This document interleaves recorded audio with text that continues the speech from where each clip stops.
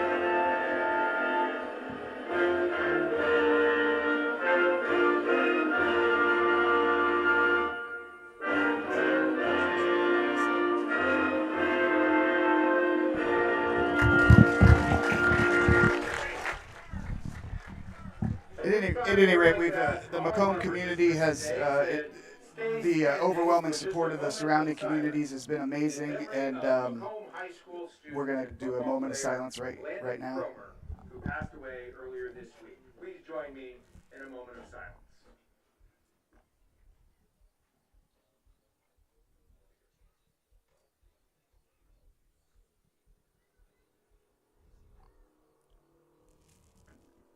Thank you, ladies and gentlemen. At any rate, we're here on a Saturday afternoon. I can't imagine what these kids are going through, but we're here. It's just about 2 o'clock. We're about ready to kick off on a Saturday, and I think what it's all about for Macomb's football program is a little bit of a sense of normalcy. But obviously, all of our thoughts, our regards, our prayers for comfort and peace and strength go out to the Cromer family through this time. Yeah, this is one of those moments that we really see that there are things that are bigger than sports. This moment in itself is bigger than sports. Us here at TSSR Game Time Live, we wanna give a moment of silence also. As we work through this game today, those of us here at TSSR Game Time Live would like you to keep the family, friends, and teammates of Landon Cromer in your thoughts and prayers. Landon was lost at the age of 14 earlier this week, and his teammates, his school, his friends, and his family have been dealing with that all week long. We want them to know, and everyone else to know, that our thoughts and prayers are with the Cromer family, and we ask you to join us in this moment of silence as we work through today's game.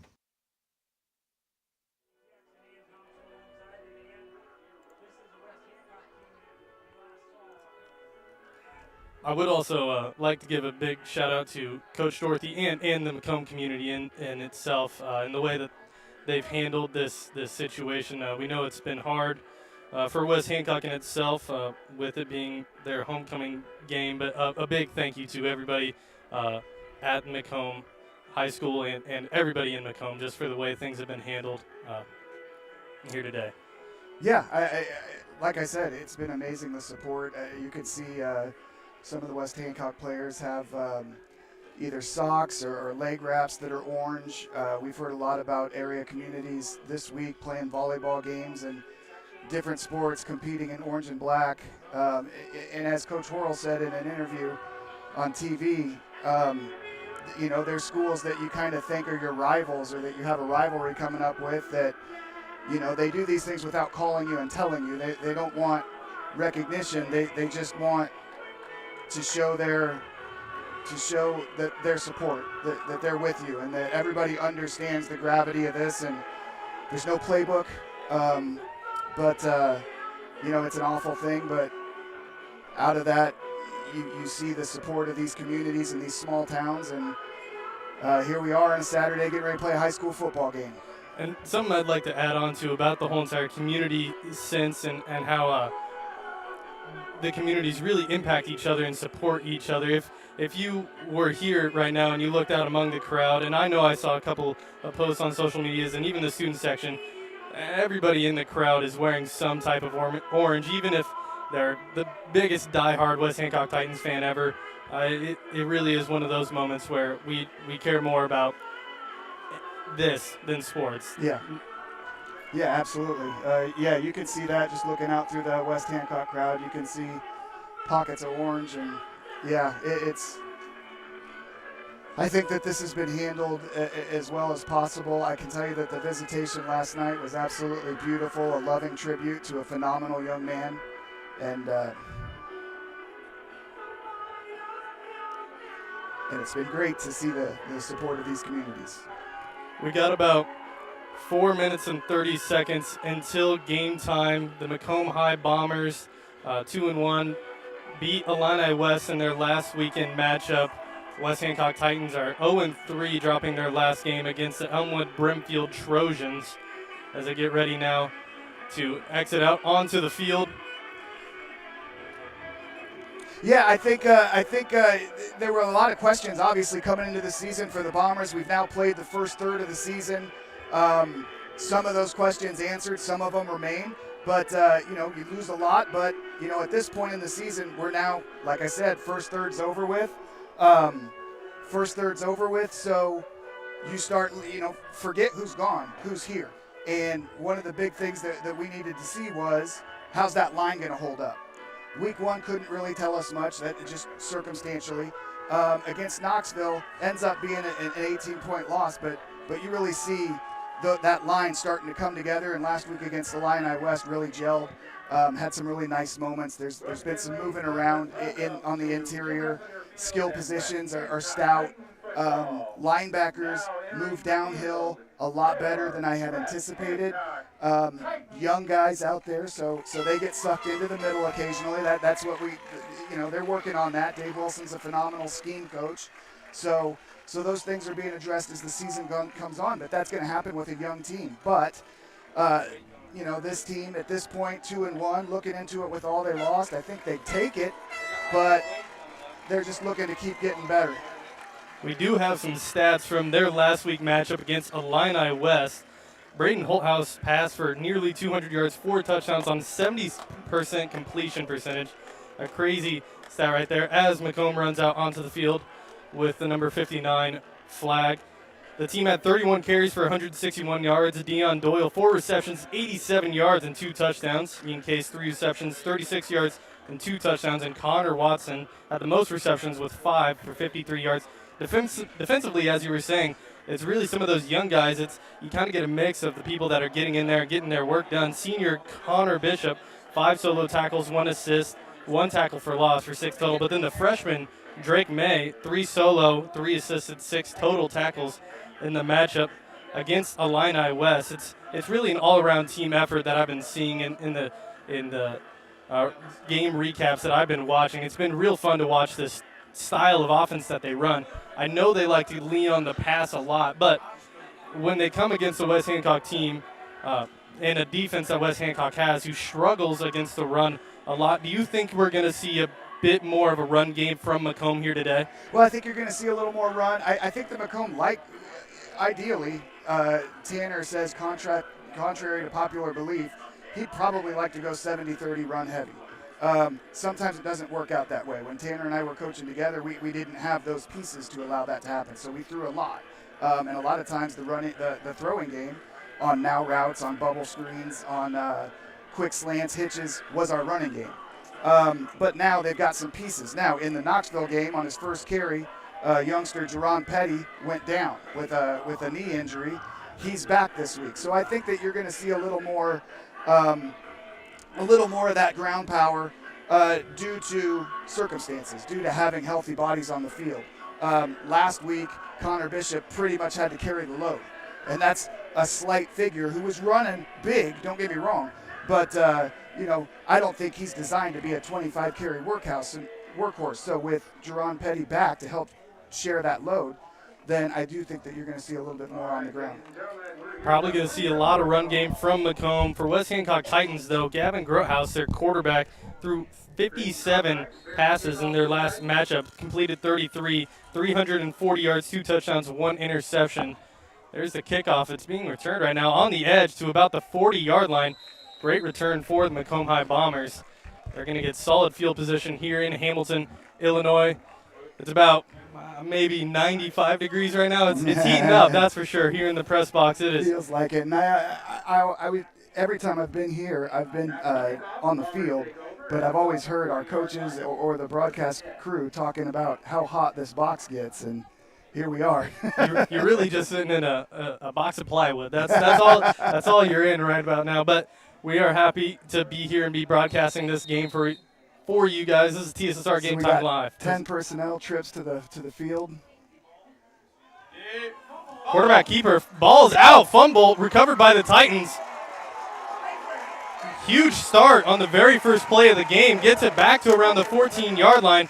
Looked like a quarterback keeper from Braden Holthouse on that play. I think that was probably a read, a QT quarter read, where guard and tackle pull, and he's reading that backside end. Quarterback read crash and pulled it, and a couple of guys got into the backfield, and he didn't really have a handle on the ball, and it ends up getting on the ground, and West Hancock comes up with it.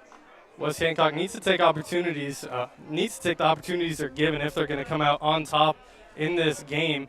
1st and 10 at around the 13-yard line. Setting up in shotgun formation. That's Gavin Grothaus. Quick pass over. They get about 5-6 yards on the play. Touchdown Titans, first play of the game to number 4, Evan Carroll. The Titans start the game off. That's something Coach Coy Dorothy has been talking about in his whenever he's been asked about what they need to do to get ahead in the games and really start to win some, as he said, we need to start early and we need to score on our very first possession of the game. And they do that here today.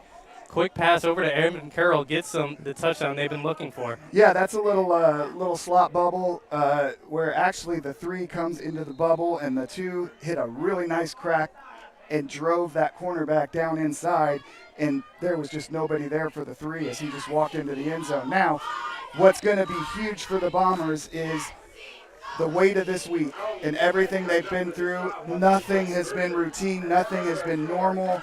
The weight of the world's on their shoulders. How do they handle this moment? Are they going to gel together? Okay, we're here playing football. We're back to normalcy. Let that spirit flow through them and drive through them. This is a big moment for a bunch of young men who are playing under just unbelievably heavy circumstances. You can't really fathom what any of these players are going through right now. It got to be a tough situation. If you're looking back at that play that caused the fumble, it's not really that unusual. Braden Holthouse, the leading rusher for the Macomb High Bombers, so you're still probably going to see that throughout the game, probably going to get his name called a lot in the ground. Absolutely. Setting back up. We only had about 30 seconds go off the clock. 11:36 to go here in the first quarter. West Hancock Titans up 6-0, early lead. First time they've had the lead, I believe, in this season in the first half, which is something Coy Dorothy has really wanted to drill on in this season. Macomb getting set to receive again. Kicking off is Grayson Conkright. It's another line drive kick, low, gives the returner a chance to get his legs going. Gets to the outside and same exact field position, a little farther to about the 43-yard line. Macomb starting again with good field position.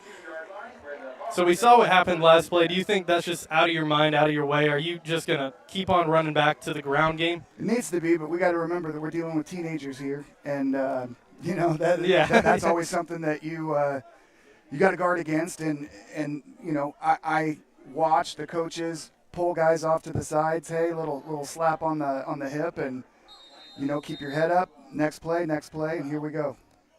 Setting up, hands it off. That's up the middle. Believe That's Bishop. Bishop on the carry. What I like that they did there, they went 10 personnel on the first one. This was 20 personnel, and they went into the king formation, so they had the offset fullback, and they gave Bishop somebody to run behind. It just gives an extra beat for that exchange, and everybody take a breath. Now they've got that 10-yard carry under their belt, and they can start playing football. Gets the first down. They do it again up the middle. Makes a nice little cut. Sheds a tackle. Finally gets down after about 13 yards. Gets to around the 32, 33-yard line. Another great carry right there by Connor Bishop. Something that the Titans defense is tired of seeing most likely is that run up the middle. When they played Elmwood Brimfield last year, you really didn't see anything other than just straight up the middle, running up your guts. But with those programs, with the Knoxvilles, the Elmwoods, they've got traditional big 200-pound fullbacks. We've got a guy back here run. There he goes, off to the side. So now cover the ball. Nice carry by Braden Holthouse.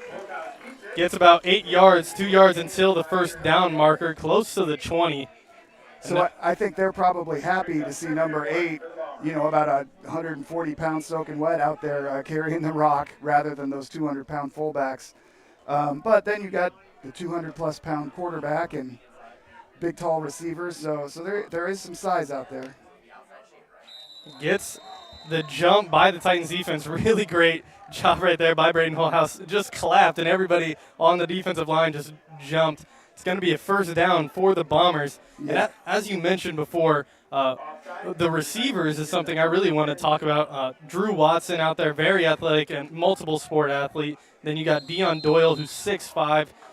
It's something you got to look to him a little bit with these smaller defensive backs for the Titans. But there's a screen pass over to Drew Watson. Doesn't really get anywhere.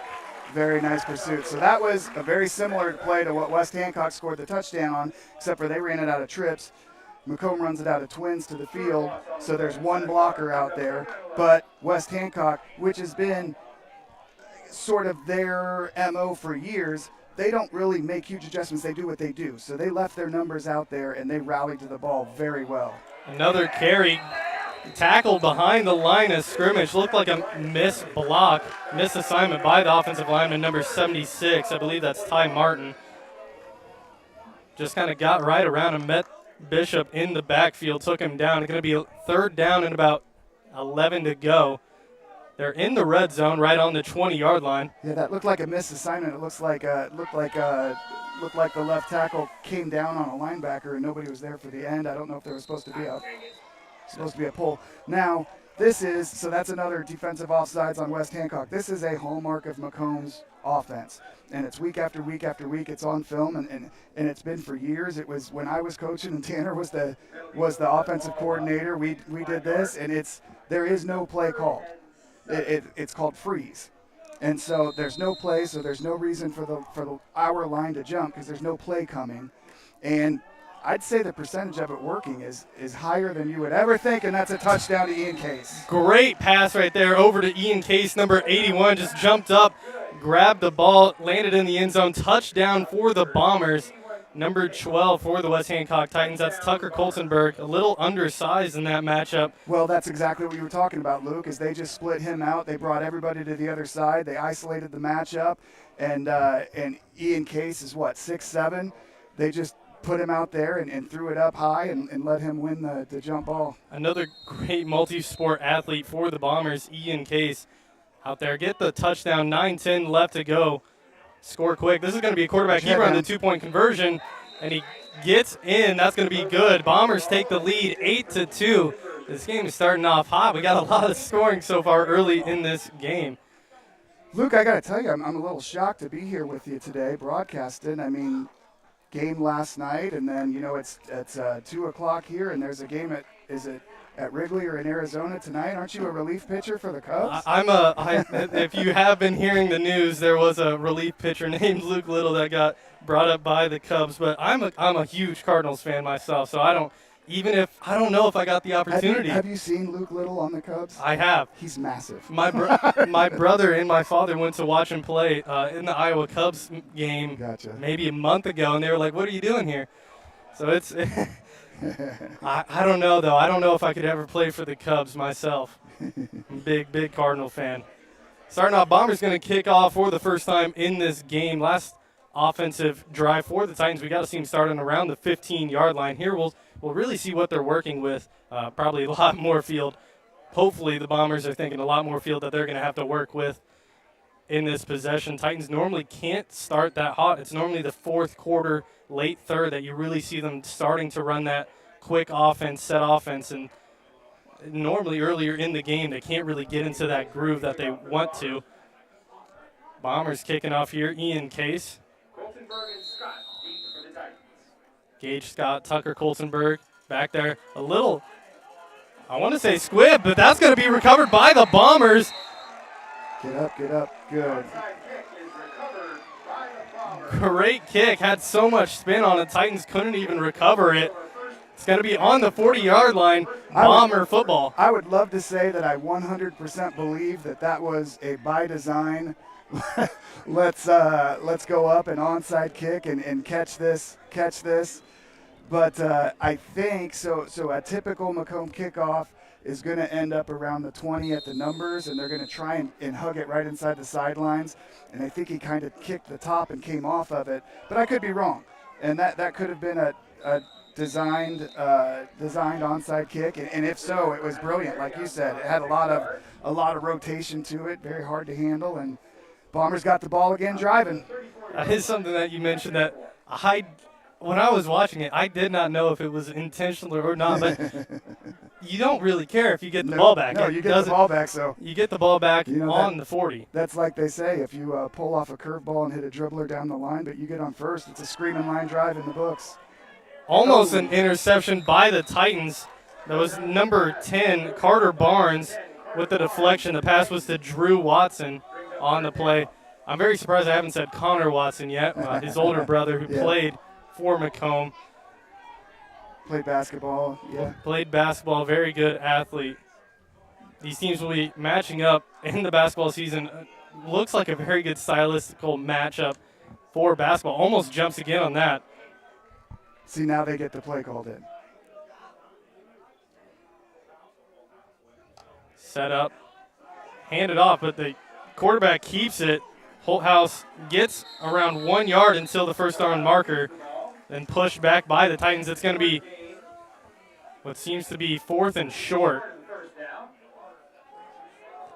8 minutes to go here in the first quarter. 8-6 is your score. Bombers driving down the field after the onside kick. Trying to drive down the field, I should say. Sure. Big fourth down conversion here for the Bombers. Outside of the field. Almost jumps again. Titans staying a little more conservative. Bombers get ready for the play. They snap. They fake the handoff up the middle. Quick pass out to Ian Case. Gets the first down and pushed out of bounds around the 24-yard line. I love that play call. I love the little slip screen out to the tight end. However, when they see this on the iPad on the sideline, they're going to see that Jack Beal, number 7, was on our far side of the field, and the cornerback on 4th and 1 was creeping off before the snap. He was back to 8 yards. So just a quick now to him gets you that foot that you needed for the first down.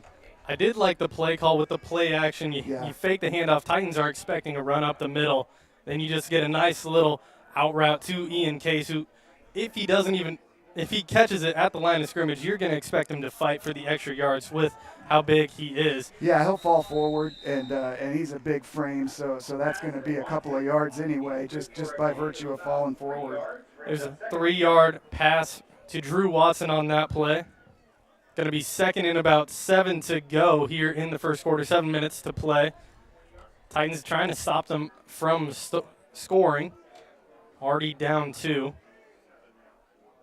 Setting up in shotgun formation, looking to pass. Looks over to the corner, throws it to the end zone. Caught, touchdown, Bombers. Jack Beal. Number 7, Jack Beal, a name you called earlier, wanting him to get the ball. Here he does, and that's going to be a touchdown for the Bombers. And I'm not sure if there wasn't some confusion there because we ended up with 3 white jersey routes. It almost looked like a Hail Mary. They were all in the same place. We had 3 guys right there at the goal line, but all's well that ends well. And what's crazy is you've got 3 guys out there. The smallest one ended up coming down with it. Setting up for the 2-point conversion now. Full house looking over to coach for the play. Trying to take a 16-6 lead here. They set back to pass. Gets a little bit of pressure. Grayson Conkright coming over. Gets met and finally taken down. That was number 19 on the tackle for the Titans, Ethan Schmidt. Titans now down 8 points to the Bombers. Titans only had 1 offensive possession so far in the game, and that was on the 15-yard line. Yeah. We were talking about how we'd be excited to see them with an offensive possession last time. Then the possible on-purpose onside kick happened, but Titans now just trying to get the game back to even. Do we have anything we need to run? We will take a second here to run something from our sponsors, MDH. This is TSSR Game Time Live presented by MDH. West Hancock Titans Sports presented by LJ Insurance. A lot of people don't realize that you don't have to live with the dizziness day to day, especially concussions as well, that we can treat those things here. Same with pain. You don't have to live with the pain that you're experiencing. We have the ability to help you. I chose physical therapy because I knew I wanted to be in the healthcare field. I wanted to be able to help patients in some way related to more in depth. We get to know our patients, and that's really what kind of sets us apart. Welcome back to TSSR Game Time Live presented by MDH and West Hancock Titans Sports presented by LJ Insurance. Ian Case getting ready for the kickoff here. Last time was an onside kick. Titans maybe cautious about another one here. They kick it off, and it is what you called earlier to about the 30 this time, but it's going to be out of bounds, so Titans are going to get the ball at the 35, correct? Yeah, at the 35, and that's a game you play. That's a risk you're willing to take. You're trying to get it down to that, and actually ideally if you could get it down 15-10, but if you play that 25-20 yard line, what you're trying to do is minimize the return opportunity and give your bullets an opportunity to get down there and maybe recover a ball that's bouncing around inside between the numbers and the sideline. But if it happens to go through the sideline, they take it at the 35, you're okay with that. Yeah, not really too bad of a loss. The ball went out around the 30-yard line, so they only get an extra 5 yards. And if they were to receive it, you would almost expect them to get around 3-4 yards. Typical high school return's going to be out there. Titans setting up on the 35, 1st and 10. Setting up in their shotgun formation. They hand it off up the middle. That's Grayson Cockright. Gets about 2 yards, tackled forward, gets about 4 on that play. It's going to be 2nd and about 6 now for the West Hancock Titans. The run game, not really something they rely too heavily on, but they do have 2 running backs. Grayson Conkright, more of their bigger power back. He's a big boy. And Caden Amon, who is more of their speed back, number 1. Grayson Conkright, also their kicker, punter, and linebacker, really kind of does it all. Played quarterback for a couple of plays week 1. Quick pass over to Evan Carroll again. Couple of missed blocks. That time, that's what you want to see the defensive backfield do, is they want to respond to that now route. They want to respond to that. And what that is that's a catch and throw. That's a now route. Just catch it and put it out into your playmaker's hands. And what you want to do is recognize that from film and crash down on it and beat the crack block to the point of attack. That is something that the Titans look for often, is the quick passes out to the outside right there to Nolan Gooding. Slips a tackle, jukes. Dion Doyle breaks free. He's running. He's at the 20, at the 15, the 10, the 5. Touchdown, Titans. Broke 3 tackles on the play. Titans get the touchdown. 12-14 the score. Big play by Nolan Gooding. And that's what you want on those routes. The design is get the ball out there, and you got to make one guy miss. You want to put the ball in your playmaker's hands and have him make an athletic play, and that's what he did. It looked like a linebacker had flexed out and went to go for a kill shot instead of just wrapping the legs and bringing him to the ground. Titans setting up for a 2-point conversion. A little bit of confusion between the ref, but 2-point conversion underway. He rolls out to the outside, passes it into the middle. Going to be good. That was to Nolan Gooding again. And the game is going to be tied here in Hamilton, Illinois. Boy, there were a lot of good things on that. There was good pressure. That was called an Alabama twist that Coach Wilson ran. They get into the backfield. Quarterback rolls out. Coverage rolled over to the receiver on the far side, but the safety rolled with that, and you lost track of the one guy you can't lose track of, which is number 7. Nolan getting another one of those multi-sport athletes that the Titans have, really similar to Macomb. Coach Coy Dorothy brought in a lot of guys from other sports, basketball team and track and field, brought them to the football team. People like Nolan Gooding, Gage Scott, 2 big names. Evan Carroll, also multi-sport athlete here. Titans really trying to build up from the past couple of seasons that they've had, where they've really kind of struggled getting those wins. Haven't won a game yet this year, but looking to be their first here today. Tied game. Both offenses looking solid as of right now. Defense is having a little bit of a hard time. Titans going to kick off here. Got 5:54 left to go here in the first quarter. 14-14 is the score. High-scoring game so far. Yeah, first 2 kicks have been low-line drives, and that one's going to bounce. Oh, it gets to it. He's on his knee.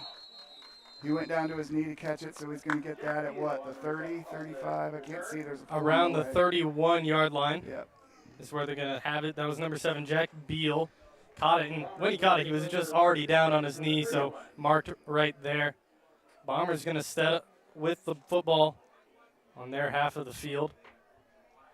Last time got the ball at the 40-yard line, worked down the field real smoothly. Got the touchdown.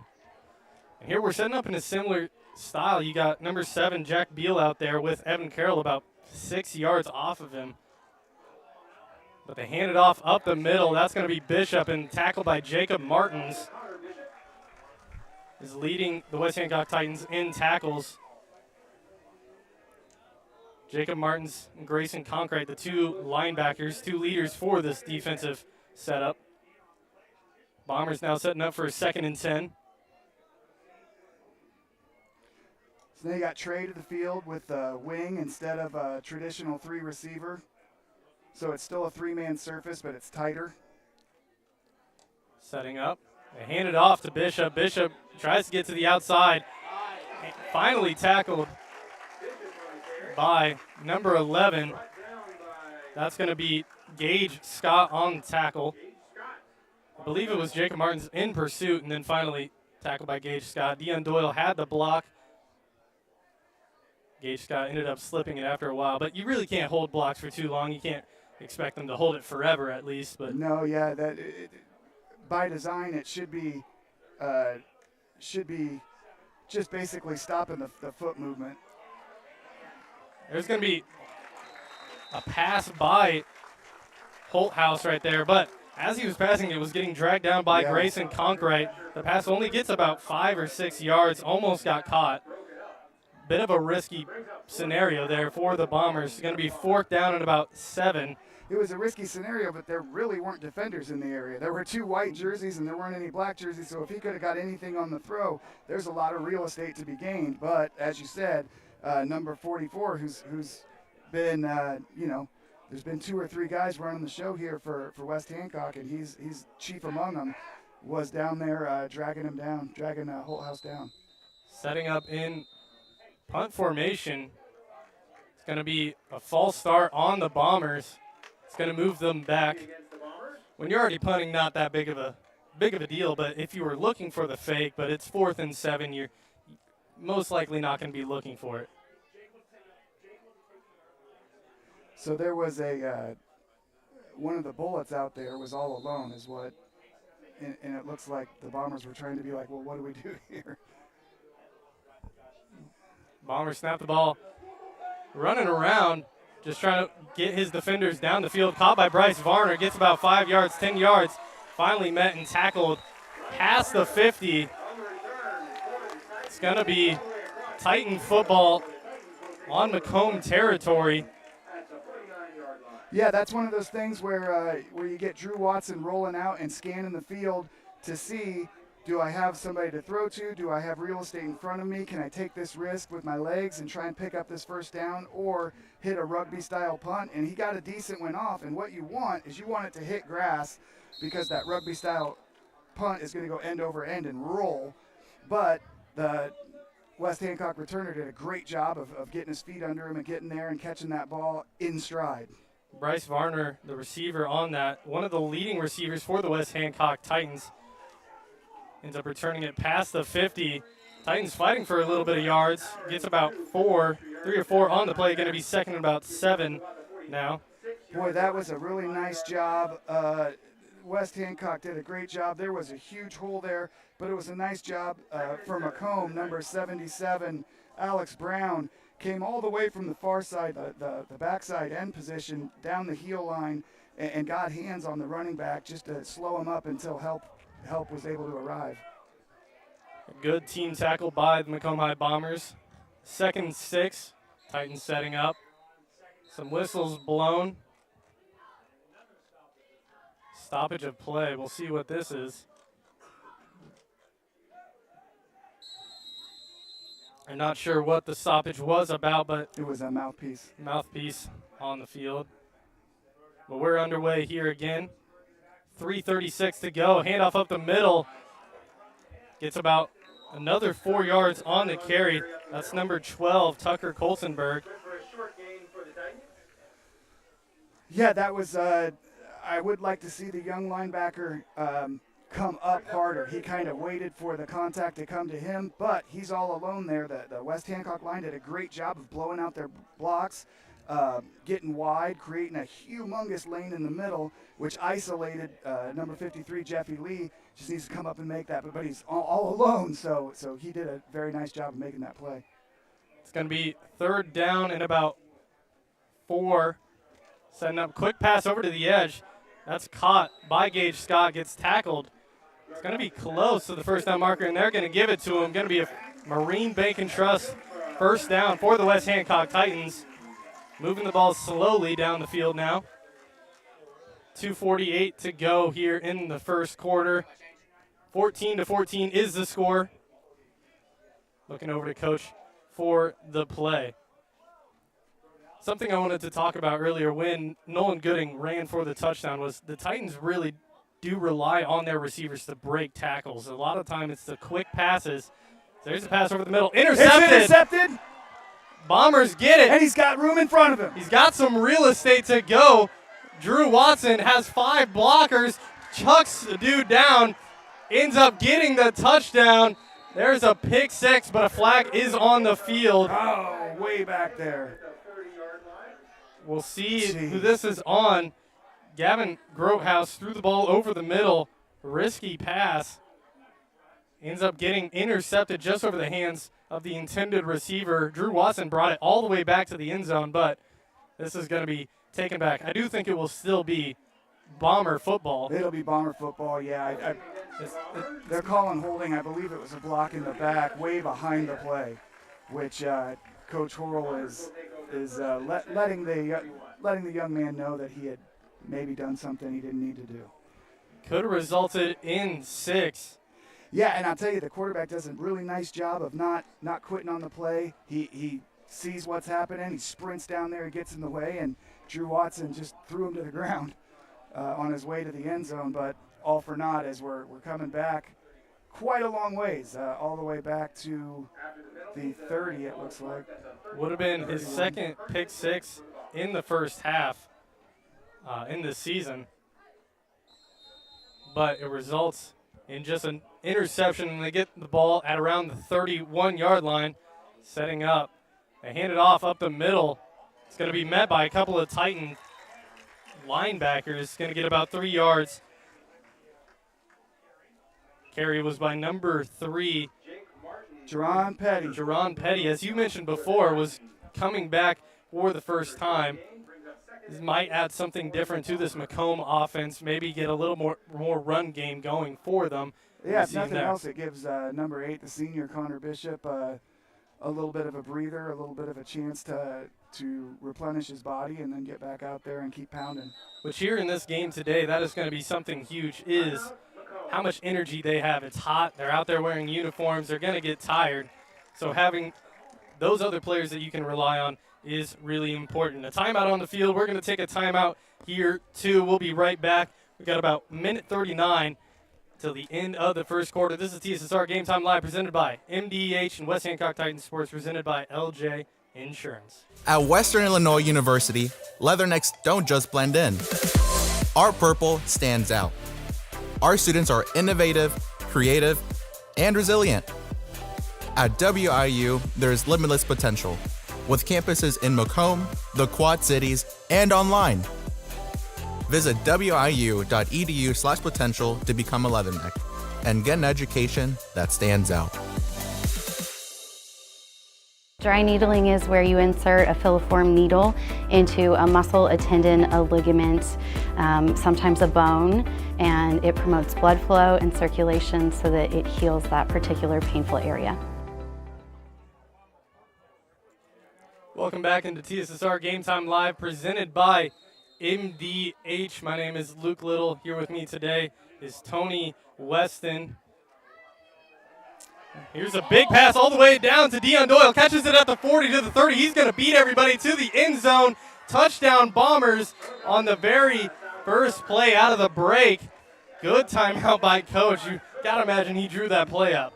Yeah, I think that's been something they've been waiting on is, all that pounding in the middle, that their linebackers are doing a great job keying on that run, stopping that run, and eventually you're going to free up one of those, either the L or the R, to jet down the field just straight off the line, beat the press on the line and get past the cornerback, and that's what happened. He had a good 7 yards on the cornerback and was able to wait for the ball to get to him and then put on the jets and head into the end zone. Really great play right there by the Bombers. Dion Doyle gets his first touchdown of the game. Looking for the two-point conversion. Drew Watson with it, going to be tackled short. The handoff is to number 1, Watson. He is brought down short of the extra point by number 4, Evan Carroll. But the Bombers strike quick after the timeout. 20-14 the score. We'll see what the Titans offense can do.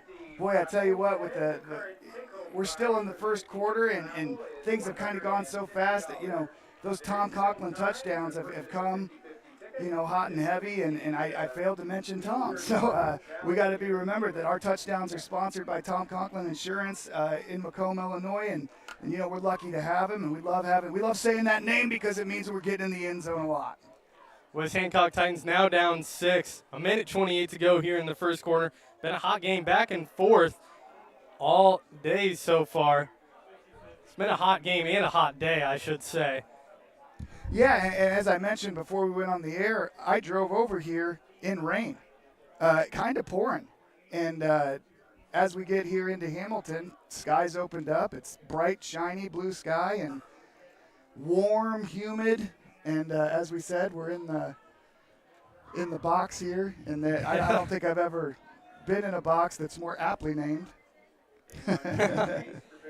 We are looking for rain at about 3:30. Going to start coming down pretty hard. We'll check that right now, see if it's going to be any later than that. But trying to get it's out of the forecast on my phone. Out of the forecast, which is very good because playing in the rain isn't necessarily fun. But it'd be better playing in the heat, maybe, possibly. Got to think of your preferences, I guess. Number 81, Ian Kay, is going to kick off now for the Bombers.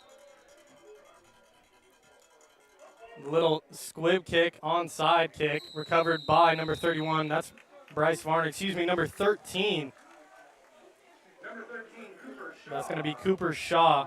Just drops right down after. Kick by the Bombers. The Titans take Titans going to set up 1st and 10 on the 37-yard line.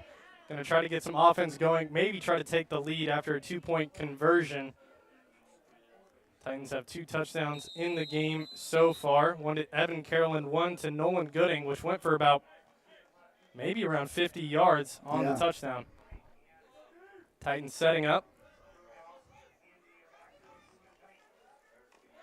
Quick pass over to Nolan Gooding.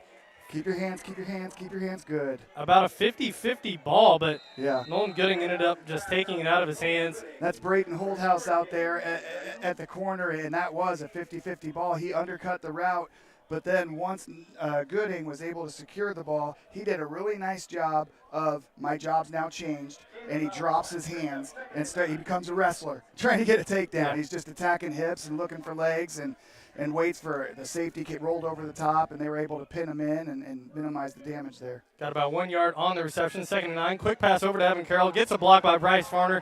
Gets the edge to about the 45, all the way to the 50. Going to be a Marine Bank and Trust 1st down for the West Hancock Titans on that play. Very similar to play to where we saw the touchdown and I think earlier. that was number in this passing game that they're running is kind of designed to minimize pass rush. So getting a hat to the quarterback or disrupting those passing lanes is really difficult because it's catch and throw. It's so you very get quick. you get the ball into your playmakers' hands and let them make moves. Setting up now. They hand it off up the middle. That's Grayson Conkright. Gets about 5 yards all the way to the 40. Going to be close to the 1st down. Just short. Going to be about a 3rd and 1 scenario. When the Titans rely so heavily on the pass, Gavin Gerhaus threw 57 passes in their last game. When you rely so heavily on it, you really don't expect the run too often, as there's a run right there. Really great job. Going to be close to the 1st down marker. Into the 1st corner, the buzzer went off. We'll see what they call it here, but really close. That was really interesting. Defensive end for Macomb was going off the field, and they called him back onto the field because there's no time to get somebody on the field.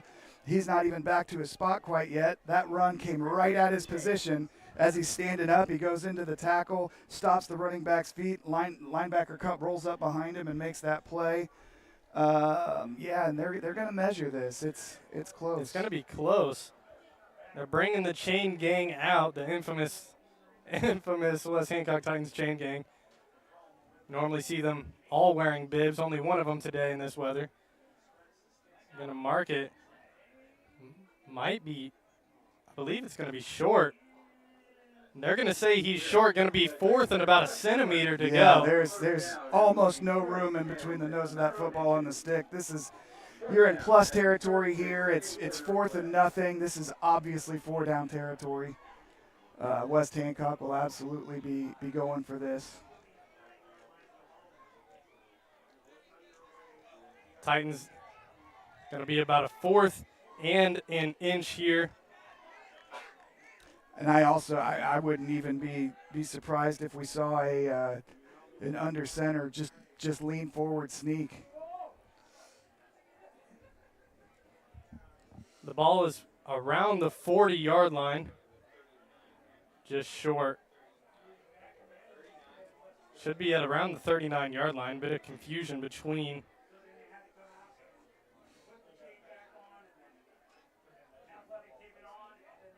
Looks like they're gonna measure it again. Well, they're not measuring for the 1st down. They're measuring it as to where to place the football.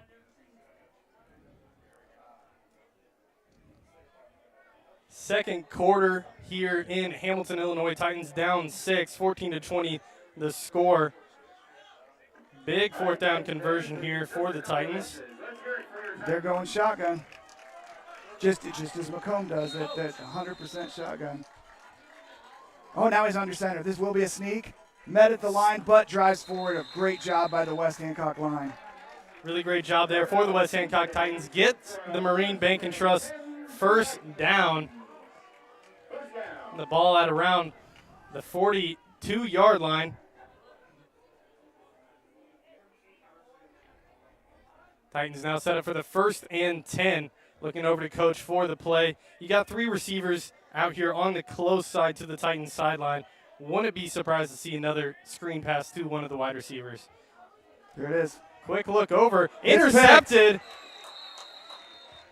Big interception. That's Connor Bishop just over the hands of Bryce Varner. Yeah, that looked like a little confusion. It looked like that the receiver was setting up for one of those now routes, one of those bubbles, and the quarterback threw a slant type pass. So there may have been a little bit of a cross up there.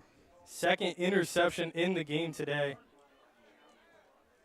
Now setting up for a 1st and 10 on their own 32-yard line. Bombers, really great job there to stop the Titans from scoring. So you got 10 personnel trips to the wide side, and that's the pull.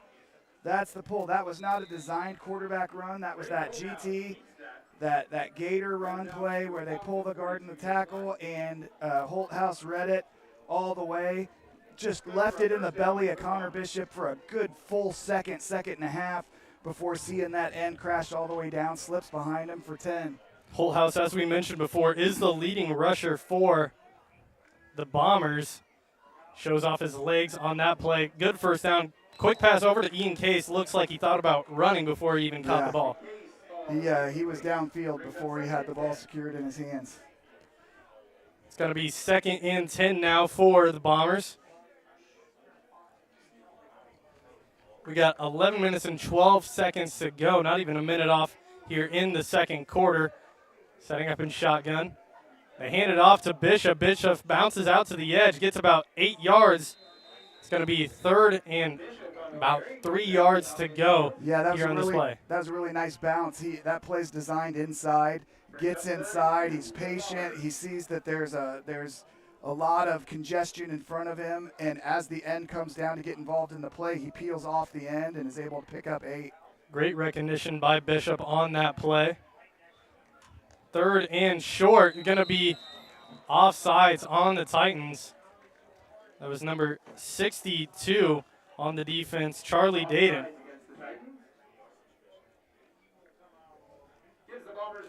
Going to be a 1st down for the Bombers. Really good job there to draw them offsides. They've done that quite often, though, today in drawing. But that wasn't necessarily a design as, what did you call it earlier, a freeze? A freeze, yeah. Wasn't necessarily a designed play to get them offsides. That's a designed quarterback run. Really great run right there by the Bombers. Gets about 5 yards on the carry. Going to be 2nd and 5. Titans looking to just try to get them stopped short of the line or at the line. Bombers doing a really great job so far of moving the football. You look over to the far side, Deion Doyle has a one-on-one coverage with the defender about 8 yards back. Might look over to his side, working on the short side of the field. They set up. Quick look over to Deion Doyle. I almost said it out loud right before it happened. I really want to see Deion drive off the ball, plant that outside foot, and come back on about a 3 or 5 step hitch. That's exactly what happened. It's a brilliant call. You recognized it. When you get that 8-yard cushion on a 3rd and 5, 2nd and 5, you really want to. If there's a reason that you have that cushion, they're respecting your speed. They're respecting the length. So if you drive hard off the line, you're going to get that back pedal. You're going to see those hips open up, which is exactly what happened. The hips open to the sideline. Deion plants that foot, comes back, and that's an easy 1st down. Deion Doyle, as we saw earlier, had the 60-yard touchdown reception. So you really have to respect somebody like Deion Doyle in the long game. You cannot trust yourself. Most likely none of these Titan defensive backs are faster. I don't disagree. I especially in a high school football game, the object of the game is keep your offense snapping the ball. The more often a high school offense snaps the ball, the more likely there is to be a mistake, a penalty, put the ball on the ground, some sort of maybe a TFL, something that gets them behind the chains and disrupts the rhythm. So, it's all about keeping snapping the football, which, that's what they're trying to do with that cushion. Good deflection right there by Nolan Gooding on that play. It's going to be 3rd and about 8 here. but you're most likely looking at 4-down territory in this situation. Drew Watson on the edge. This is something we have not seen. They've got the towers to the left, so Dion Doyle and Ian Case are together. That's not something we've seen a lot. Generally, they're the L and the R, and Drew Watson's in between them. Evan Carroll and Tucker Kolzenberg guarding. Going to be a delay of game, it seems like, on the Bombers. Going to move them back. A big penalty against them. Bombers going to have now about a 3rd and 13 to work with. But as you mentioned before, Ian Case and Dion Doyle on the edge had Tucker Kolzenberg, who compared to Ian Case and Dion Doyle, very short, I should say. No offense to Tucker Kolzenberg, good friend of mine. Oh, there we go, jet sweep. Oh, he pulled it. That's a counter off the jet sweep. Gets the first down almost. It looks close. I think he got it. Really great run by Holthouse. That's a nice play call. That had me. I was confused. So we saw the tight end and a wing, so we overloaded to the field. You had Drew Watson and Dion to the right side. So there's a jet threat there, obviously, and you get Watson in motion. Looks like jet all day. Pulls it. Everybody comes with the motion, and he slips behind it and gets just about a half yard short of the first down. 4th and about 1 to go here, it looks like, setting up in their shotgun formation. Tried to draw them off sides, it looked like, on that play. Setting up for 4th down here. Hancock Titans here. Let me guess, was that 44 that picked that up again? Yeah, probably. Grayson Conkright playing well. Titans set up. He gets the ball here. Oh, a nice jump skip. Nice jump cut there. He's met right at the line of scrimmage by the 3-tech, and a little jump cut, and he ends up blasting through for about 6-7 yards. It's going to be 2nd and 3. There's a player down on the field. We're going to take a timeout away from this. This is TSSR Game Time Live presented by MDH and LJ Insurance, bringing you West Hancock Titans sports. We'll be right back. I see acute injuries on the field. I see ankle sprains. I see ACL knee injuries, as well as in the clinic. It's very rewarding to see them from on the field injury to rehab to transition back to their event. Dry needling is where you insert a filiform needle into a muscle, a tendon, a ligament, sometimes a bone, and it promotes blood flow and circulation so that it heals that particular painful area. I like to make time for my patients. I don't ever want anyone to feel rushed. I'm happy to sit and talk for as long as they need. And sometimes that puts me behind in my schedule, but I think it's worth it. People know if they need me that I'll be there. I chose MDH. We moved here and I was researching different places that would allow me to VBAC, have a vaginal birth after C-section, and the doctors here do encourage that, and so I chose that after looking online, and I wouldn't want to deliver anywhere else because they all go above and beyond, and they're so kind and actually care about you.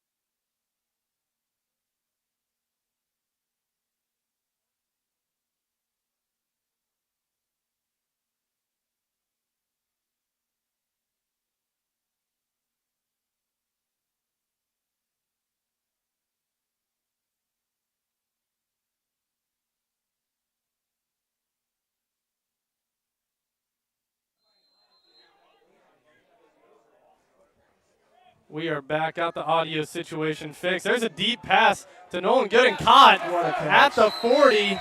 Big reception by Nolan Gooding. Sorry about the audio earlier. That was a phenomenal catch. Good pass, good catch. A little short on the pass, but great reception by Nolan Gooding. Going to be a Marine Bank and Trust first down for the West Hancock Titans. Gavin now getting the play, setting up for this 1st and 10 situation. The only thing I would have liked to have seen different, because our cornerback was there, is not following the ball to the spot, but just heading to the spot. Big run by Grayson Conk right here. Gets about 6 yards on the carry. Fights for it. He's on the ground, but he's getting up now. So thank you to the Macomb player. He's coming back off the field. Grayson Conkright been running hard today in this game so far. We'll see how long he can keep that up. 7:37 to go here in the second quarter. Almost to halftime. Titans trying to get the game back to even, back to square, or possibly take the lead. Groothouse fakes the handoff, keeps it. Oh, we had an end crash down. Number 55, the defensive end, Hector Mamie on it. Yep, maybe. Ended up rushing in, trying to get the running back. It looked like it. Yeah, he got a little aggressive. His shoulders were still square, but he just came a little bit too deep underneath. Hector's new to football, actually. Just came out to play, so those little nuances are things he's trying to pick up. But, you know, you'd rather have somebody come out aggressive and have to teach him those things than rather have somebody learn those things but not be aggressive. So going to be a Marine Bank and Trust first down for the West Hancock Titans. 1st and 10 at the 25. Groothouse rolls out, looks deep, has Bryce Varner, his best friend, gets the touchdown. Titans tie that game up. And the connection between Bryce Varner and Gavin Groothouse just keeps on building. Titans tie the game 20-20. So that injury that we saw Macomb player come off the field, that was going to be big. So that's your inside linebacker on defense, number 53, Jeffrey Lee. But here's where this is really going to be. Macomb's going to get the ball back here after the kickoff. That's also your center. And if you followed Macomb football, you've known that there's been some issues with the center quarterback exchange this year. And Jeffrey Lee's been brought in there. So that'll be interesting to follow and see what happens there. So that's a big injury to come out of the game. These guys got to rally around that. And next guy up. They hand it off. Stretch. Tucker Coltenberg fighting for it. Wow. Gets it. And that's been somebody we've been talking about in this game. Number 12, Tucker Coltenberg, who is undersized. He is a scrappy player, and he fights for the extra yards there. Gets the 2-point conversion. He was met 3 yards back and carried the defender into the end zone. That was just a gutsy play. Tucker Coltenberg in the game against Farmington got hit over the middle. He got sandwiched between 2 linebackers by Farmington, ended up cutting his chin open, but came back out to play, and that's just the type of player that Tucker Coltenberg is. He's going to fight for those extra yards. He's going to be out there. Titans end up taking the lead 22-20, high-scoring first half here in Hamilton. Really haven't seen anything from the Titans this year like this. Really only scored around 6 points in the first half. Each game has 22 right now. Titans going to kick it off with 6:46 to go. So right now I'm just kind of looking out on the field, and you've had an injury in this game of a player that means a lot on both sides of the football. You've got the weight of the week, the weight of yesterday afternoon, the weight of this morning, and what you really want to see as far as the football game goes is these guys picking each other up. Don't let those heads drop. Don't let those heads drop. The word on the chest of the Macomb football coaches is family, and that was really illustrated this week, is that sense of family. And good cut. Get all the way to the edge. This is Drew Watson with the return. Gets to around the 40. Flag on the field. Now there's 2 flags now. I wonder if it's the same instance. The flag on the return side of the field came a little later, but we'll see who this is on. Good return by Drew Watson. Ended up cutting back Coy Dorothy, head coach for the Titans, says it's on the Bombers, and it is. I don't know if that was a block in the back or holding called on them, but it is going to move the Bombers back.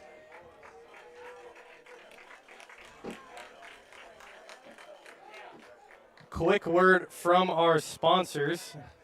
I was reading up earlier during when our audio wasn't working, but LJ Insurance. Want to know the benefits of an independent agency? Well, at LJ Insurance, we can be sure to offer you the best fit for you with many options from our different companies. Whatever you need for coverage, we can help.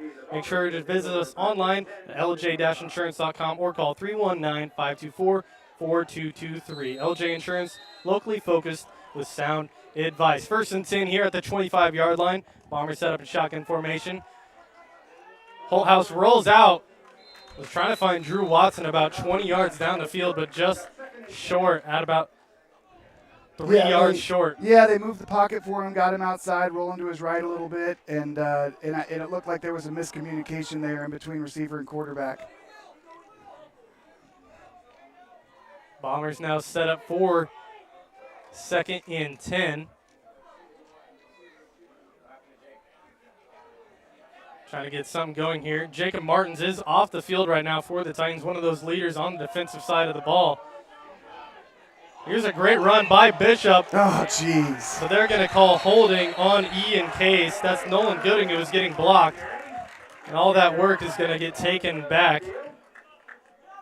I didn't see the holding that great myself, but it looked like he had him on the edge of his pass. So yeah, those two are in there jockeying for position, and what happens is Gooding steps outside of the shoulder, the chest plate area, so the hands move outside. That's an easy call. You saw two flags come right at it. And it's two players going at each other, but the offensive guy's going to get called on that, as he should. I mean, you know, those hands come outside the chest plate area, then that's a hold. If you don't know the rules behind holding, and correct me if I am wrong, but your hands are allowed to be in the armpit area pushing. The holding can get a little. You can grab to a certain degree as long as they don't notice, but the second your hands get to that outside shoulder pad area, that's where your flag is going to get thrown. Yep. Setting up now for 2nd and 15. Gets met pretty quick, but loses it. Then finds Ian Case deep down the field. He's going to try to go all the way. Number 10's chasing him. He moves inside. He's getting to the end zone. That's a touchdown, Bombers. Touchdown, Bombers. An 80-yard touchdown for the Bombers.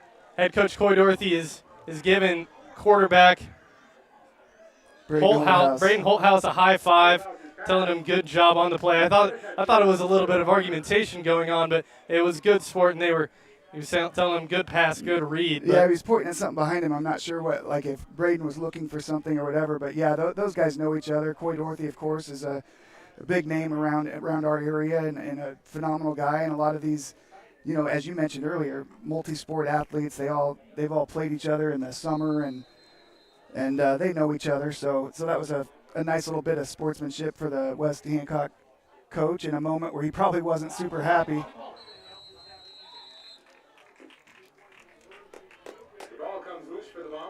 So that on that 2-point conversion, that was a low snap. Typically the snap issues that we've seen throughout the season have been high snaps. That was a low snap that wasn't able to be corralled, and it derailed the 2-point play from the get-go. Are we live? We are live, but we lost our camera footage, but we got it right back. I was working on that for you guys. We're running about 100 feet of HDMI cord with multiple different plugins here and there, so I do apologize if our video ever cuts out. But big touchdown right there from the Bombers, gets the lead 26-22 now the score. Talked about today. Oh, that ball rolls towards the goal line, doesn't get to the goal line. Good return by Tucker Coltenberg. Something out of nothing. Gets all the way to the 25-yard line. Was patient. He didn't panic. You know, just kind of kept moving forward. That was a very nice run. But, you know, hot day today, rainy day, off and on in Macomb. From what I heard, it was still raining last I knew. Great day to head into Diggers College City Bowl, take advantage of their Saturday bowling specials. Go in there, get your shoes, get some bowling going on, and have yourself a good time. Full service kitchen in there. So. Hand off to Ammon. Good for a gain of about 2. Brings up 2nd and 8.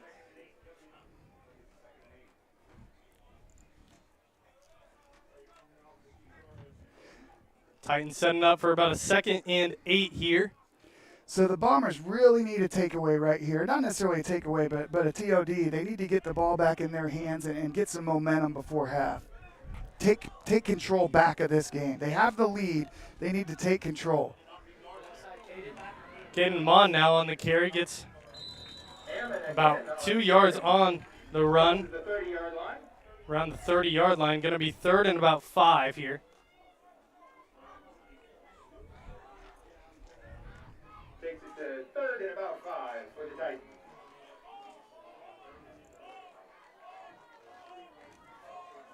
Titans setting up for 3rd and about 5 here.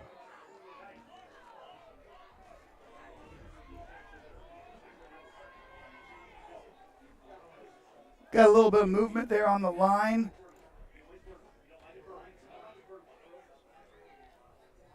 Titans still standing up looking for that play. We got 6 tight in the box. Linebackers are all stepped up, and it looks like we're going to – and then Macomb gets a little taste of its own medicine.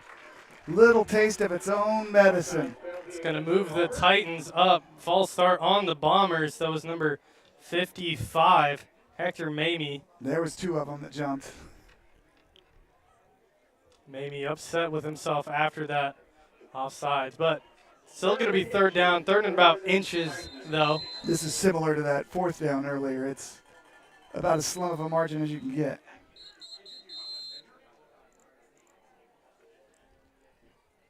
We'll see what happens here.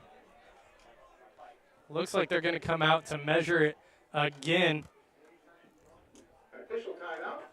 Official timeout. As they do this, we're going to take a quick break here at TSSR Game Time Live, presented by MDH, and West Hancock Titan Sports, presented by LJ Insurance. My name is Luke Little. With me here today is Mr. Tony Weston, all the way from Macomb. We'll be right back with you guys after this break. Dry needling is where you insert a filiform needle into a muscle, a tendon, a ligament, sometimes a bone, and it promotes blood flow and circulation so that it heals that particular painful area.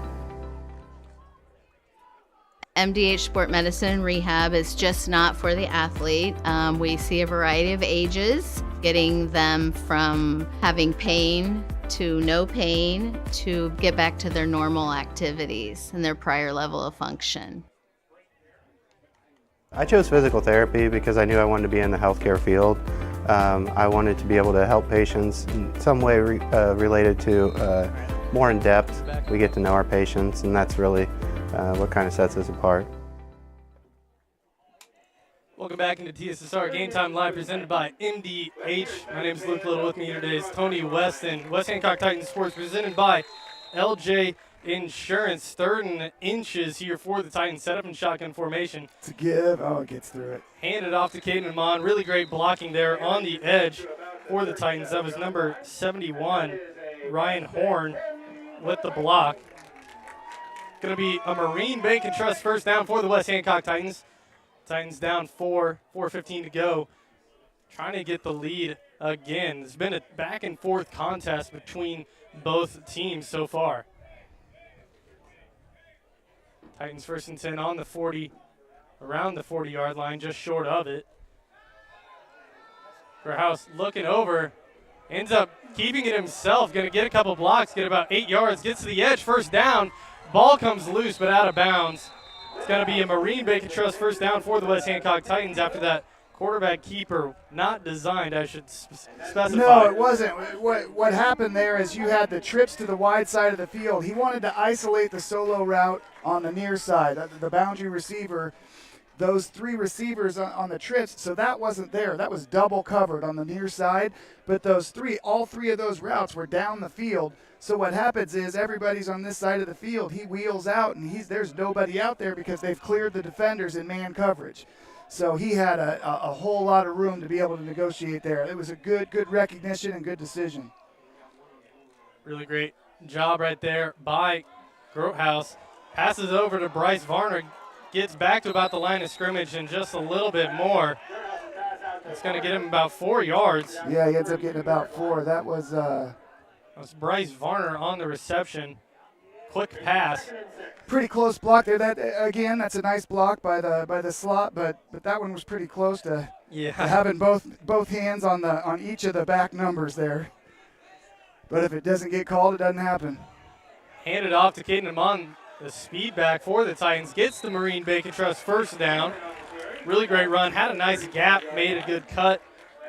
Gets the ball to around the 35-yard line. Titans are moving the ball down the field. As we see the running backs switch out here. Caden Amon comes off the field and Grayson Conkright comes on. To set up, they hand it off to Grayson Conkright. Goes up the middle, fights for a couple yards to around the 30-yard line. And Conkright holding his head. He looks a little daisy. I did see number 8, Connor Bishop. Connor Bishop kind of came in with his helmet, made some helmet-to-helmet contact. Didn't look like it was on purpose, I should say. But Grayson Conkright obviously a little shaken up after that. He's going to head back off the field. Tucker Coltenberg now in the backfield behind Gavin Grothaus. Titans got a second and about 6 to go on the 30-yard line. That's a jet to the wide side. He's got his feet stopped, but he's still able to skip ahead and get about 4. Maybe a little more. Fights for it at the end of the play. About 5. That's Evan Carroll, going to be third and about 1 to go. I thought he was going to get stopped behind the line of scrimmage, but made a nice little hop up towards the line of scrimmage. Gets close. They hand it off up the middle. Up the middle. Met at the line, but I think he's got it. I think forward progress is he's got it. They're going to put it right on the 25-yard line. Boy, I thought he'd gotten over that line. They're going to say he's short. Yeah. Titans are going to have another 4th and inches. I thought he'd gotten over the line. Bring everybody up. There's the sneak. Ball! That's Bomber ball. Bomber football after the bad snap. It's going to be a penalty. Going to be taunting, I believe, on the Bombers. But it's still going to be Bomber football. Yeah, that's a post-play penalty. Tucker Coltenberg hurt on the field. Another player down also. I think Coltenberg might have lost his breath.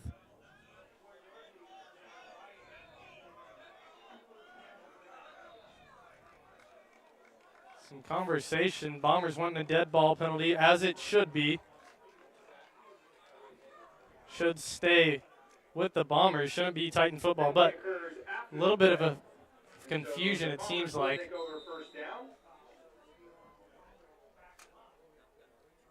Bombers going to take over with possession. Yeah, that'll back him up. Excuse me, Coach. That'll be about to the – that's going to back him all the way up to about the 14, 13. Bombers up 4. 2 minutes to go here in the first quarter. They take a timeout. We're going to take a timeout here, too, before we come back for the last 2 minutes of the first half. This is TSSR Game Time Live presented by MDH and West Hancock Titan Sports presented by LJ Insurance. We'll be right back with the last 2 minutes of the first half. I see acute injuries on the field. I see ankle sprains. I see ACL knee injuries, as well as in the clinic. It's very rewarding to see them from on-the-field injury to rehab to transition back to their event. MDH Sport Medicine Rehab is just not for the athlete. We see a variety of ages, getting them from having pain to no pain to get back to their normal activities and their prior level of function. Welcome back to TSSR Game Time Live presented by MDH, West Hancock Titan Sports presented by LJ Insurance. Bombers have the football at around the 13-yard line, as you mentioned before. Going to be 1st and 10, 2 minutes to go here in Hamilton, Illinois. And that looked like, so that's a handoff. Oh, caught behind the line. blown whistle. So back to that fourth down play. That looked like what we were talking about earlier, where you've got two shotgun teams. The quarterback walks up to go underneath sneak, and I think the center was still thinking shotgun and shot the ball past the quarterback. Timeout by the Titans. Titans trying to get the ball back here in the first half. We'll stay with you this timeout, but Titans met the running back behind the line of scrimmage. Going to be second at about 11 to go here. In these last 2 minutes, what do you think the Bombers really need to push offensively? What do you think they should go for? I think that you need to trust your skill guys. You don't want to do anything that's going to put anything in jeopardy. What you don't want to have happen is a turnover and let West Hancock get the ball on a short field with time left to work on the clock. You want to look for safe things, but you just want first downs. You want, if you can run the ball, maybe a nice jet, maybe those counters, QB counter off of that GT, which has worked today. Those bubble screens, give your ball to an athlete and let them work. Those nice hitches, those types of things that are safe plays that just get the ball to your athletes and let them make plays. There's the counter to the quarterback. He's looking, and he's got the first down. Gets the nice first down. That's Holthouse with the carry. Really great run. First down. First down for the Bombers. Bombers have 2 timeouts to work with. Titans only have a 1. The score is 22-26. I know our scoreboard isn't up on the screen right now, but we will get that before we come back from half. They almost get the false start from the Titans, or offsides, I should say, but a false start on Dion Doyle. It's going to be pushed back to around the 20-yard line. It's going to be first and about 15 now for the Bombers. First and 15 for the Bombers.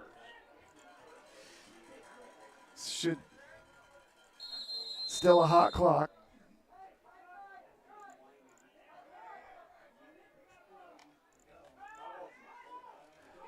They give it out to Drew Watson, working, gets tackled at around the 36-yard line.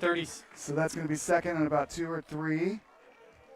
34, clock is running, 1:20 to go. It's going to be. Ball comes out to the 33-yard line. I got to apologize to the people out there across the Midwest that are watching this game. There is a glare here. There's a poor snap. Holthouse just is going to have to dive on it all the way back at the 25. And so now that's going to be third and about 21.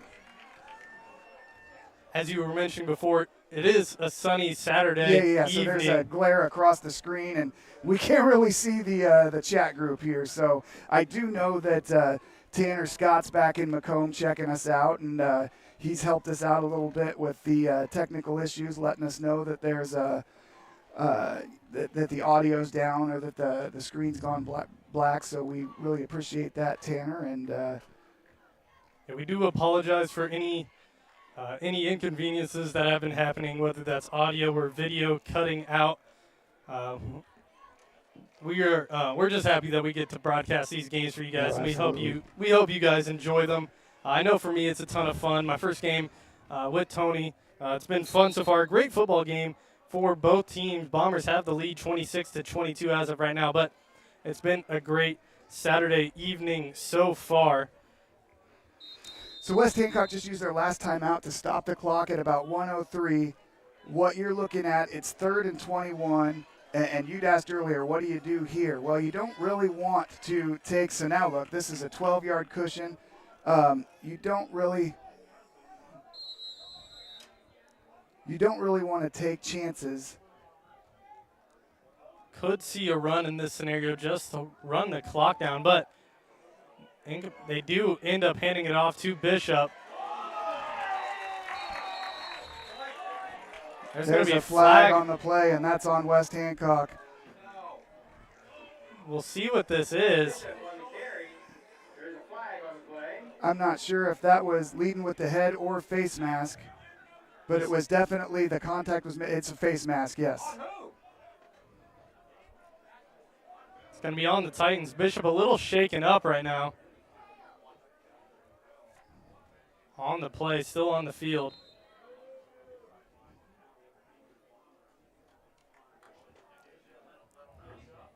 He's walking off the field. It's going to be a face mask. So that's going to move them all the way up to around the 36-7 yard line. First down for the Bombers. Now they're working with under a minute to go with 2 timeouts at around the 36 yard line. Yeah, because what happens there is that's a post-play penalty, and no, it wasn't. That was just unsportsmanlike, so it was the 15. So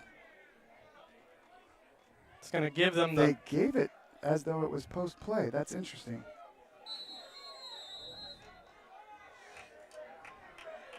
Setting up Ian Case on the close side by himself.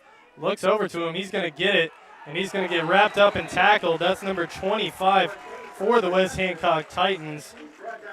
Which is fine. Aiden Greer. Which is absolutely fine. It's a 3-yard gain. That's just like a 3-yard run. There's a lot of emotion on that side of the football, but the end result is you still got 3 yards further down the field. Moving down the field. We got about And 25 seconds. Taking time off the clock. 25 seconds until halftime, 20 now on the clock. Looking like they're just going to let it run out. And we're going to go to halftime with a 26-22 score. And that is what's going to happen. 26-22, your score at halftime. Bombers have the 4-point lead. We'll get the scoreboard back up and working for you guys. We'll be back at some point in halftime with some key players that we want to keep a focus on in the second half, and really just what both teams need to do to get the win at the end of the day. This is TSSR Game Time Live presented by MDH. West Hancock Titan Sports presented by LJ Insurance. Before we go to the break, Tony, do you have anything to say about that first half of play? No, I think that the question was answered. That obviously it was a little shaky to begin with, but Macomb's out here to play a football game. We're going to need to find an answer for the injury to Jeffy Lee. But West Hancock's playing good emotional football. They came out here motivated and charged, and they're putting up they're a solid opponent today. So, both teams are going to have to play hard, and Macomb's going to have to put their best foot forward in order to hold this lead and secure this game and bring it back. Well, we're heading into halftime. We'll be back before the 15-minute mark that kicks off the second half of play with some of our key players. LJ Insurance bringing you West Hancock Titans sports this year. We'll be back after this halftime break.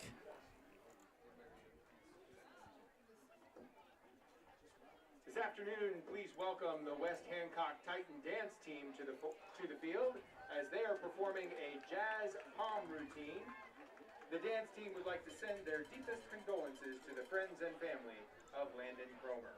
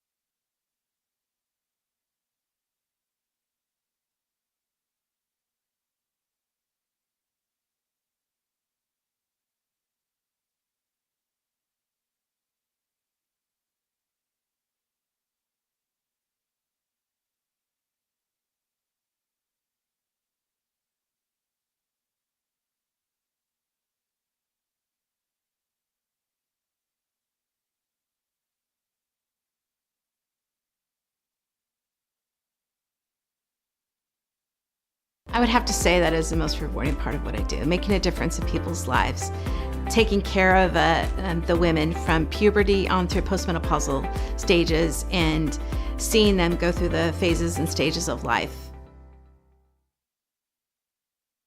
After my appointment that day, I just made up my mind that I'm going to have my baby here in Macomb. They were so wonderful. I thought about the staff of MDH. They're all good. This is just the best place for you and your family.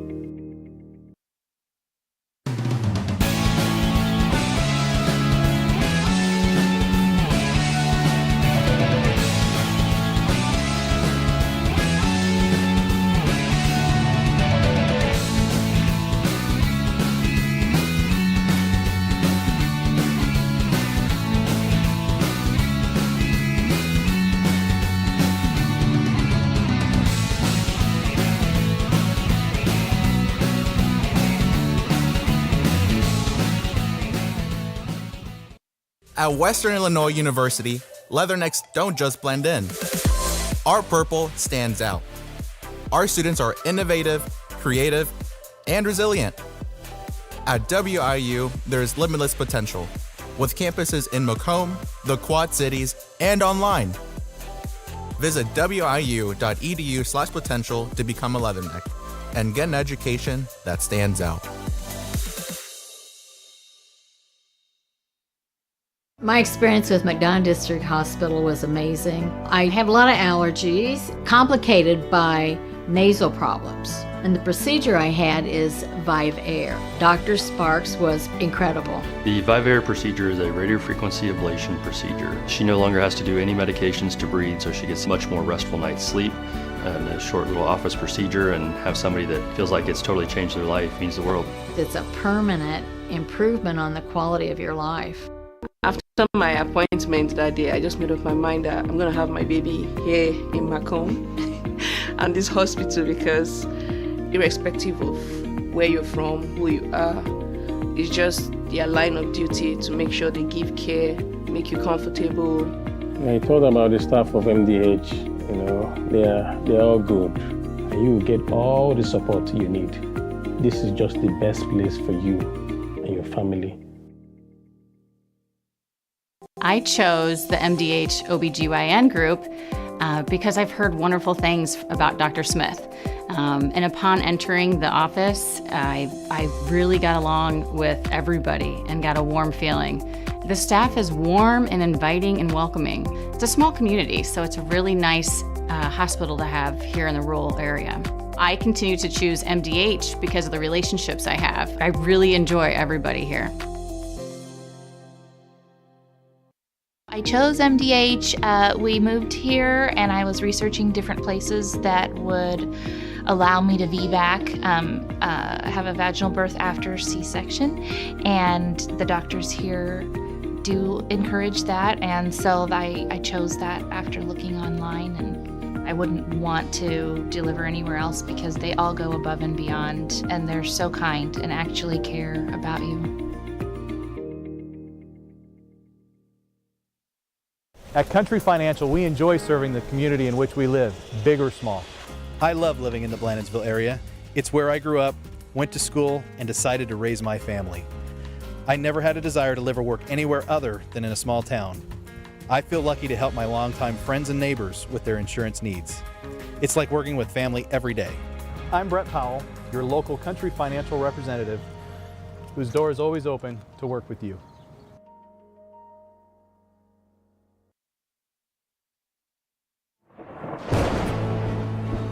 I couldn't ask for a better agent, for a better company in a disaster where you have no idea where to start.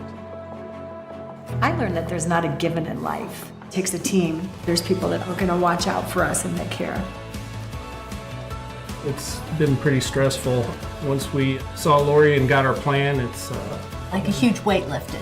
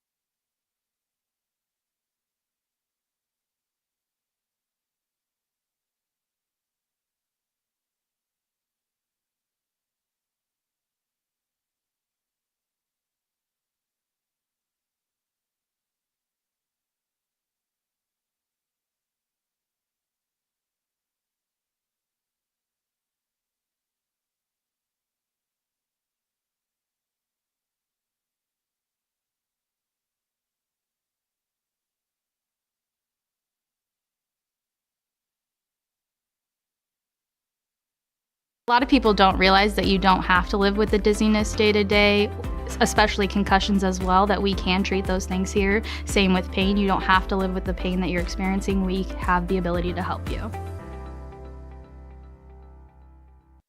You would get the opportunity to see so many different things that if you worked at a bigger hospital, you may not be able to see. You know, work is not just about the job, it's also about the people that work alongside you. And we have the best teamwork. They're like a second family. Sometimes you can't get that feeling other places. The thing I enjoy most is that we take care of a wide variety of people in our community. I see infants through teenagers and mothers and fathers, and I really enjoy that. I like to make time for my patients. I don't ever want anyone to feel rushed. I'm happy to sit and talk for as long as they need. And you know, sometimes that puts me behind in my schedule, but I think it's worth it. People know if they need me that I'll be there.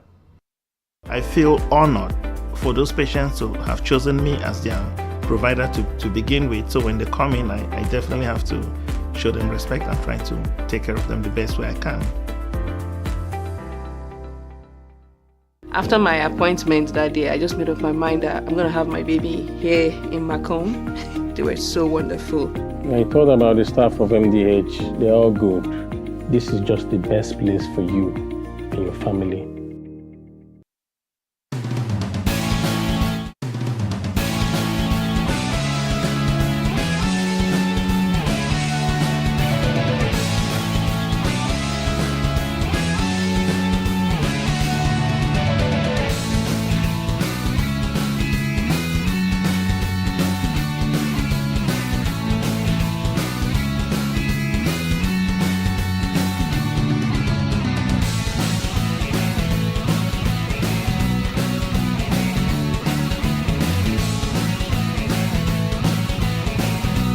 At Country Financial, we enjoy serving the community in which we live, big or small. I love living in the Blandonsville area. It's where I grew up, went to school, and decided to raise my family. I never had a desire to live or work anywhere other than in a small town. I feel lucky to help my longtime friends and neighbors with their insurance needs. It's like working with family every day. I'm Brett Powell, your local Country Financial representative, whose door is always open to work with you.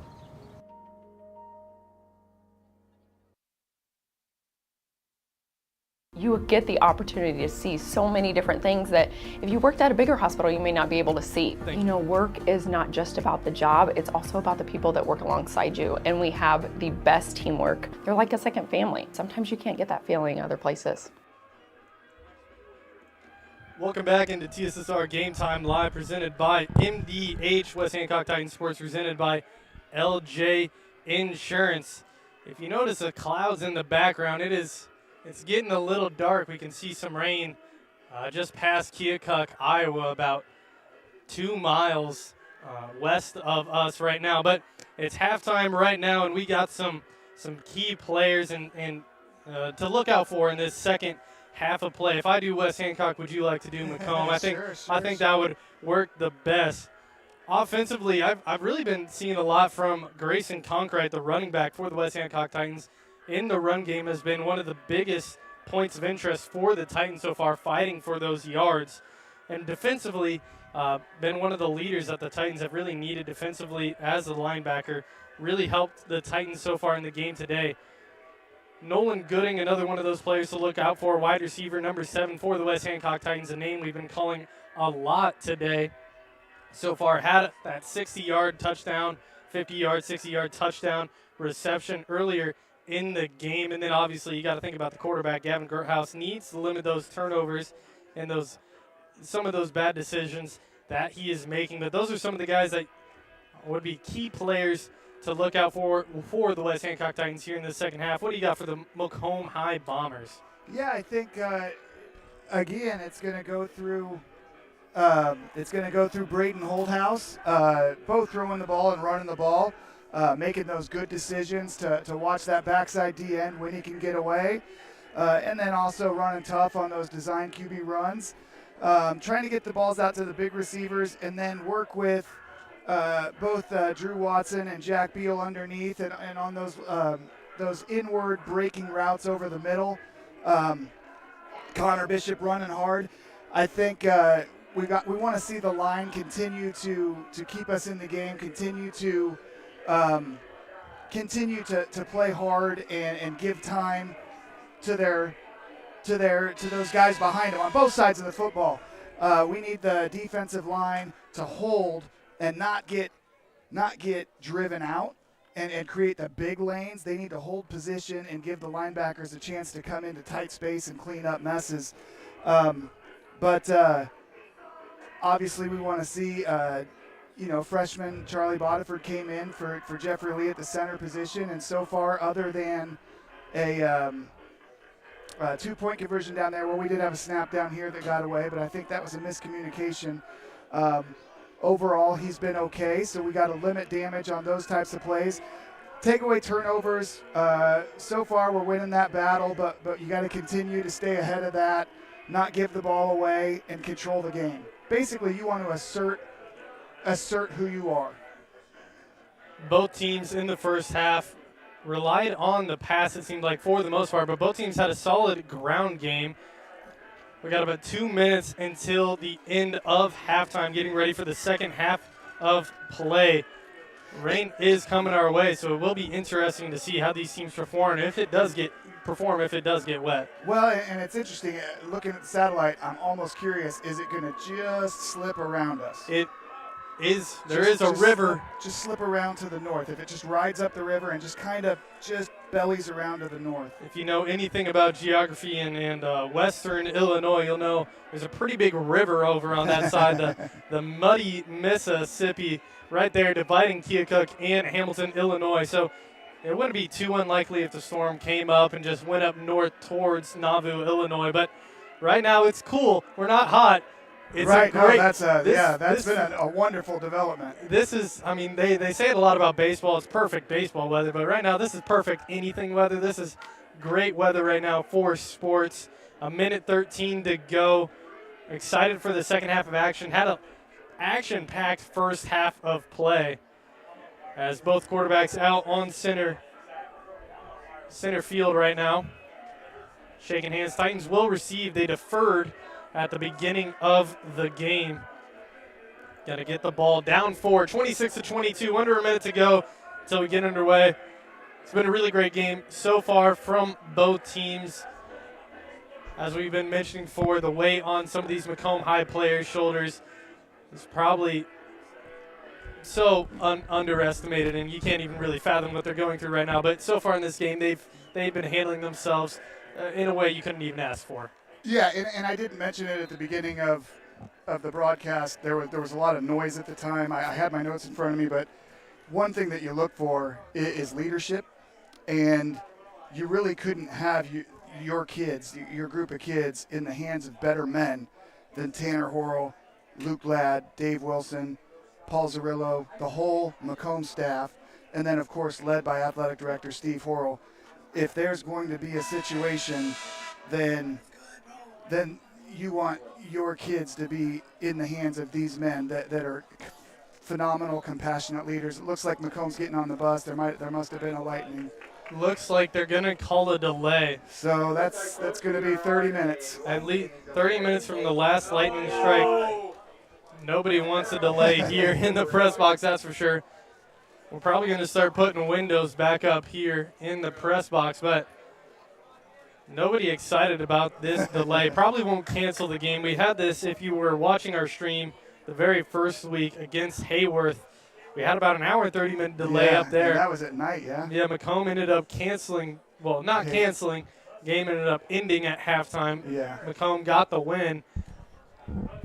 The game probably will not get canceled here, but we're going to go to a 30-minute delay most likely, which is never fun to have. But no. Right now, you take safety over anything else. And of course, so absolutely. They're going to send the kids to the buses, I believe. Everybody's looking around for a bit of confirmation. Coach Dorothy saying that the storm is going to move north of us, but it almost looks like the storm keeps on moving further and further south, but it would be close. Yeah, and if they see lightning, then it's out of their hands. Out of their hands. We got to halftime in Hayworth. I know it got to halftime in Macomb week 1 when there was the lightning storms. Similar situation here. Yeah, yeah, absolutely. Really not much you can do. No, there's nothing you can do. In that game, it was a contested football game. Obviously, in our situation in Macomb with Lewiston, it was, we were going to receive the ball after halftime, and you're looking at a running clock quickly, and it was the right decision in that situation. But in a situation like this, with the game being 4 points, football game and momentum on West Hancock's side, to tell you the truth. Yeah, absolutely. So we'll see what's going to happen. We're going to take a break here. We'll give you updates every now and then to tell you about what's happening with the delay and everything around it. I'll put comments into the comment section on this stream right here, so be sure to pay attention to that. We'll be right back in hopefully 30 minutes for your second half of coverage here in Hamilton, Illinois. But for now, we're going to have to take a break during this lightning storm.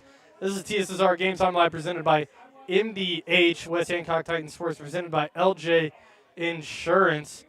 We're going to take a break and hopefully be back in the next 30 minutes with your second half of action.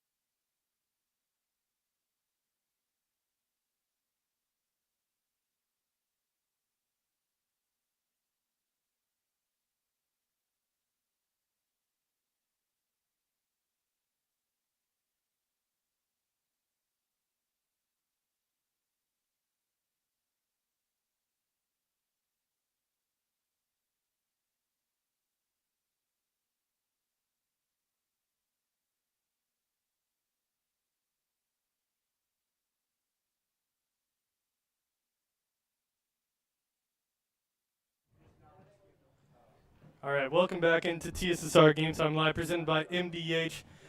You'll be seeing a trash bag right now on your screen. That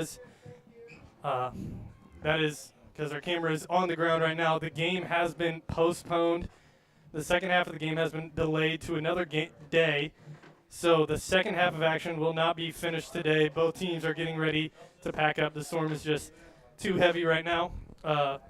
Coach Dorothy frustrated about the cancellation, but these teams will meet again for second half of action.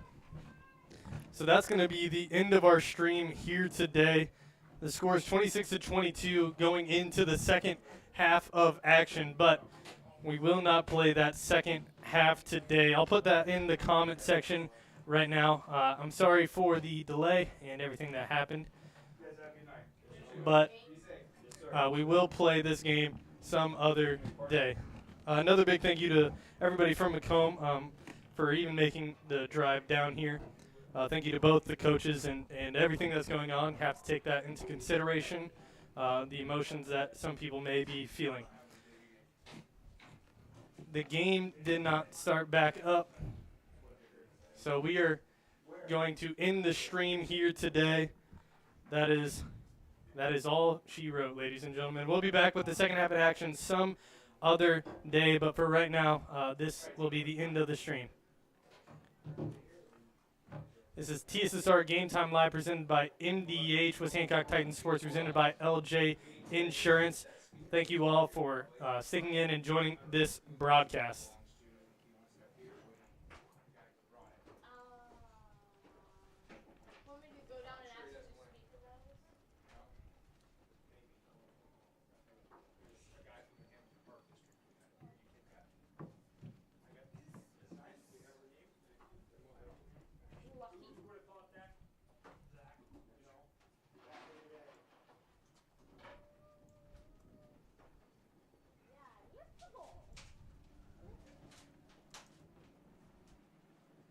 That's also straight on.